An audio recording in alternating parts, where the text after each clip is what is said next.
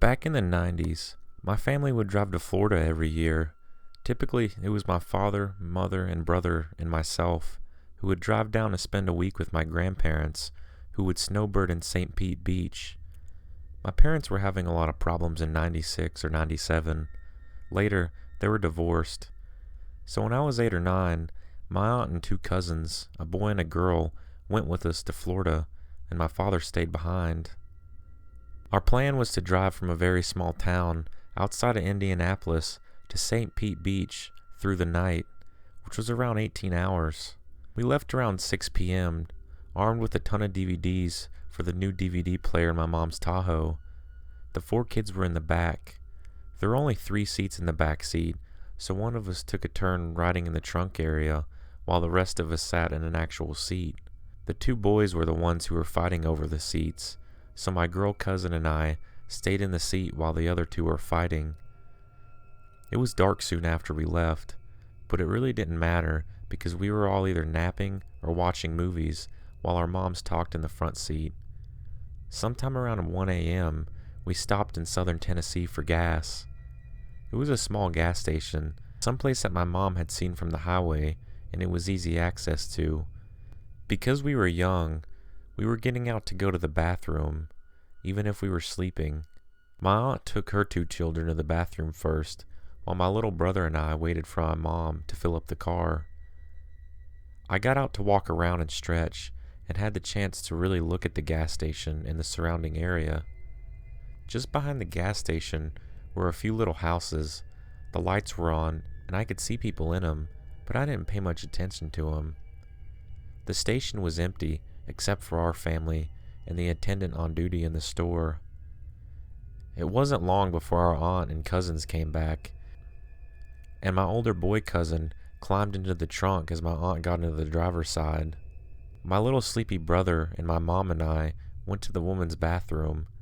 My brother, around 5 at the time, wanted to go into the men's bathroom, but my mom said no, he could just come with us.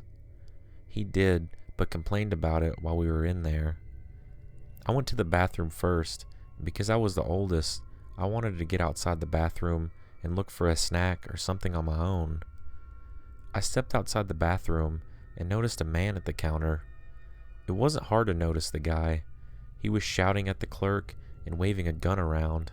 I luckily hadn't been noticed, and I slipped back into the bathroom quickly without the door closing and locking me out. My mom was finishing up, and she must have noticed my expression because she asked me what was wrong. I told her that there was a guy out there with a gun, and he was shouting at the clerk. Since she was done, she told my brother and I to stay back, and she peeked out the door. She shut the door and locked it, so no one would come in. She told my brother and I that once the coast was clear, we were going to run to the car and get in. No questions asked. We kept listening for anything to change, and soon it was quiet on the other side of the door. We looked outside, and the clerk finally noticed us. "If you run now, he won't see you," the clerk said. I wasn't sure where the guy was, but he wasn't out in front anymore. "Is it safe outside?" my mom asked him. The guy nodded, and we ran out the door and hopped in our still open SUV. My mom shut the back door where my cousin was, and the side doors as we climbed in, and climbed into the front seat very quickly. "We have to go now," she shouted at my aunt. "What's wrong? Go!" Before the engine turned on, I heard 2 loud bangs. As we were driving down the street, there were police cars driving in the direction of the gas station. Finally, after we were a few miles away, we told my aunt and cousins what had happened. They said that while they were in the bathroom, they heard what sounded like doors slamming really hard and cars backfiring. With nothing to compare it to, we didn't know what gunshots would sound like, and my aunt and cousins in the car didn't know that they should react.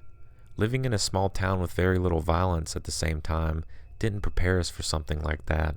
We drove through the night on edge and arrived in Florida with a sigh of relief the next day. I tried to check the news for any reports of a gas station robbery in Tennessee, but being 2 states away, I found nothing on the news.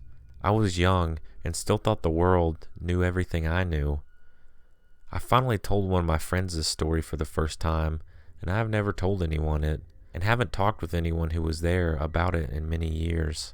As I said before, my younger brother and my mother are no longer able to talk about the story, and my cousins missed most of it.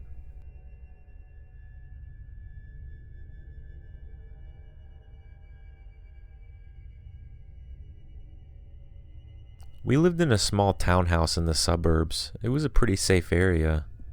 There had been some robberies a couple blocks away, but they weren't common, and I felt pretty safe walking home alone at night. So one weekend, my brother's boyfriend Marshall and his girlfriend Amy and her brother Curtis were visiting. We were all just gonna chill, have a couple of drinks, and play video games and relax. My boyfriend had his SATs, and after a few months of hard studying, he wanted to just relax before the exam. Unfortunately, I ended up getting very sick. It was the worst flu that I've ever had. I had an extremely high fever and was nauseous. I had a terrible headache and body aches. Of course, I didn't want that to stop my friends from having a good time, so they came over anyways, and I just stayed in my room. They went out to eat before they came over, so I was in bed alone watching TV and felt like dying. I slept on and off. At 4 p.m., I heard the door open and figured they were back, but when I called out for my boyfriend, no one came. Even if he was there, he probably wouldn't have heard me, but I knew he'd come check on me as soon as he came back, so I assumed I just heard something fall or the neighbors were making noises, so I dismissed it and went back to sleep. I remember I was sleeping on my back in a deep sleep, and I groggily opened my eyes and thought I saw a figure move across my room. I was so heavily medicated and so sick, I didn't even fully understand what had happened and what that meant. Like I saw the figure, but it didn't connect in my brain that someone may have been in my house. And since it was pretty dark in the room, I think a part of me just thought it was the TV. Finally, at around 7 p.m., everyone came back, and they were loud. Amy, my boyfriend's brother's girlfriend, was very tipsy, and she's fun when she's drunk, so there was lots of laughter. My boyfriend came in to check on me, and he brought me some soup, and he sat and talked about his day as I ate. I asked him to look in the basket under the bed to get me a new bottle of aspirin. We had a full-size bed, and I had one small basket under the bed where I kept the extra pill bottles, toothbrushes, and shaving cream.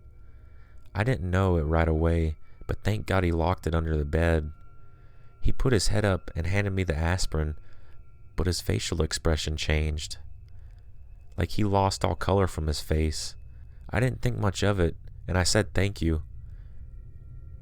And he said, "Come on, I'm gonna take you to the bathroom." He never stutters. I was kinda out of it, but I remember picking up on it. I told him no, I really don't have to pee, and I didn't feel like getting up. He said, "No, let's go. I don't want to have to climb back up the stairs just because you need to pee in 10 minutes.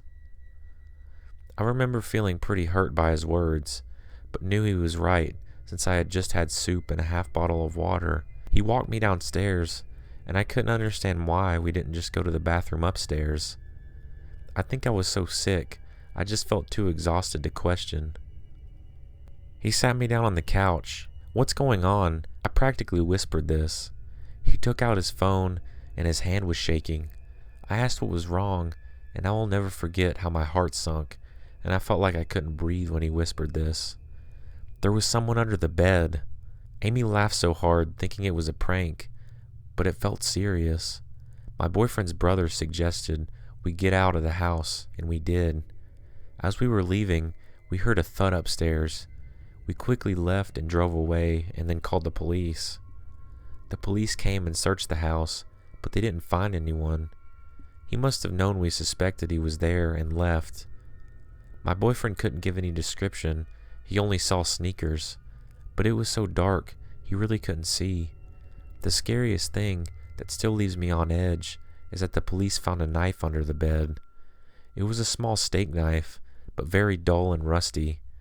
There weren't any killings in the area, so my friends assumed he just wanted a place to sleep. I'm not really sure how he got into our place, but I have some theories. I'm really proud of how my boyfriend handled everything. He's a calm and collect person, but I always assumed he wouldn't be that way in a crisis. I just hope I never see this person again.